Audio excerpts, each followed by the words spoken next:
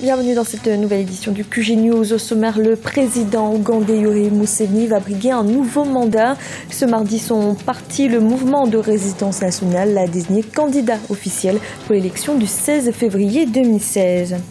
Regain de violence en Centrafrique à l'approche des élections. Le Conseil national de transition demande au gouvernement de réarmer les forces armées centrafricaines. Et une manifestation en soutien au président djiboutien Ismaël Omar Guelleh. La société civile s'est mobilisée le 1er novembre pour demander à l'actuel chef de l'État de se représenter en 2016. Le président ougandais Yoweri Museveni est donc candidat pour la 4e fois à la magistrature suprême. Ce mardi, il a été désigné officiellement par son parti, le Mouvement de Résistance Nationale. Ses militants ont d'ailleurs salué cette nouvelle lors d'un rassemblement. Linda Zibi et Alun Guindo.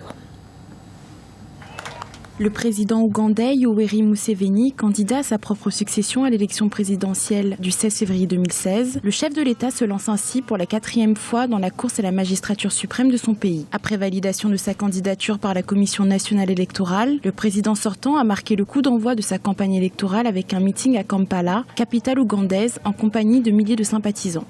On the same day like today, first,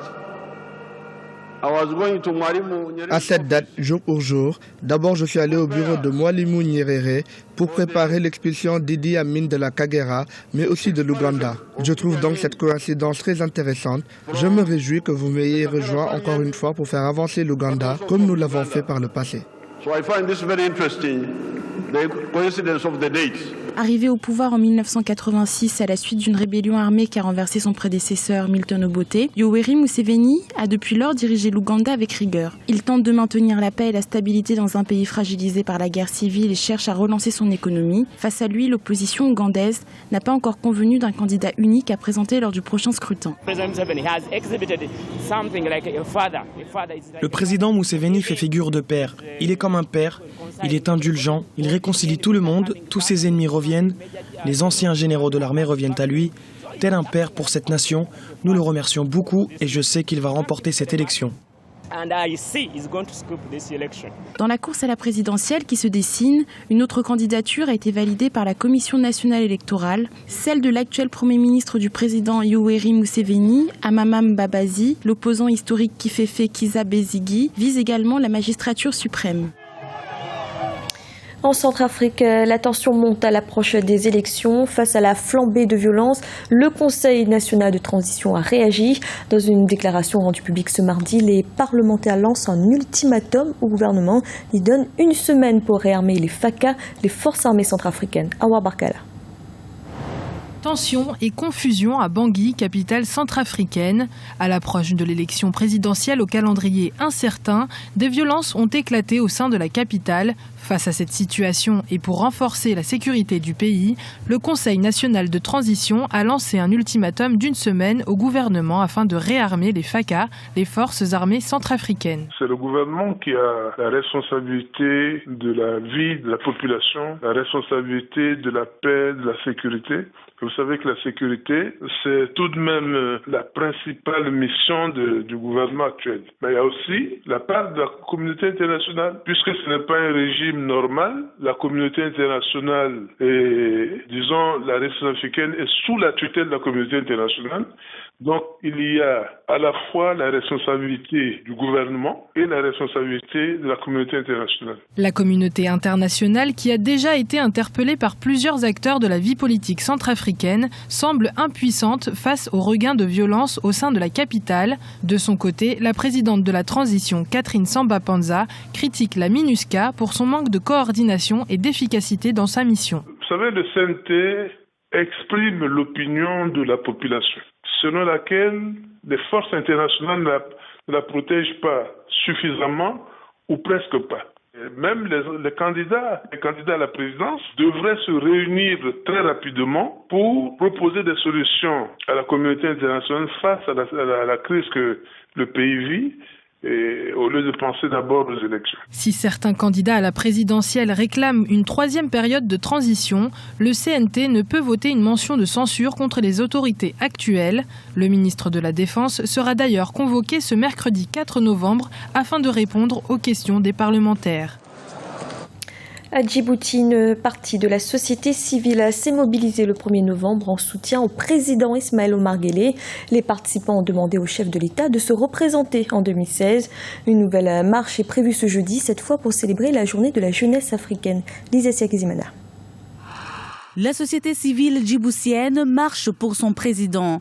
Le 1er novembre 2015, la société civile s'est mobilisée lors d'une marche de soutien au président Ismaël Omar Guelleh. Les milliers de citoyens descendus dans les rues avaient pour but de manifester leur soutien à l'actuel président et de solliciter une nouvelle candidature de ce dernier lors de l'élection présidentielle prévue en 2016. La société civile et la jeunesse ont voulu démontrer leur entière satisfaction de l'œuvre accomplie avec succès par le président de la République. Leur manifestation spontanée n'était nullement axée sur une quelconque célébration de la journée de la jeunesse. J'insiste là-dessus, mais avait eu pour but de solliciter de Monsieur le Président de la République d'accepter de se représenter aux élections présidentielles prévues pour 2016. Cette masse populaire ou cette foule enthousiaste dénotait d'un ardent désir qui est le leur de voir ce succès se perpétuer au-delà de l'actuel mandat du président de la République. Une autre manifestation est également prévue ce jeudi 5 novembre à Djibouti pour célébrer cette fois-ci la journée de la jeunesse africaine. La jeunesse qui s'était déjà mobilisée pour soutenir le président Ismaël Omar Guelleh afin qu'il poursuive sa politique d'accompagnement et de promotion des jeunes. Djibouti ne dispose d'aucune autre ressource. Nous n'avons de ressources qu'humaines. Et l'avenir de Djibouti repose entièrement sur cette jeunesse. Dans nos pays, cette jeunesse forme une majorité de la population. C'est pour ça que l'essentiel du budget de l'État est consacré à la formation et à l'éducation de cette jeunesse. Et c'est la clé de voûte de nos politiques que d'œuvrer pour cette jeunesse. Cette jeunesse est gage de notre avenir. Nous comptons sur elle. La jeunesse représente environ 70% de la population. Le président Ismaël Omar Guelleh doit s'adresser à cette jeunesse ce jeudi 5 novembre 2015. Rappelons que la célébration de la journée de la jeunesse africaine a été instituée par la Charte africaine de la jeunesse, adoptée en 2006 à Banjul, en Gambie.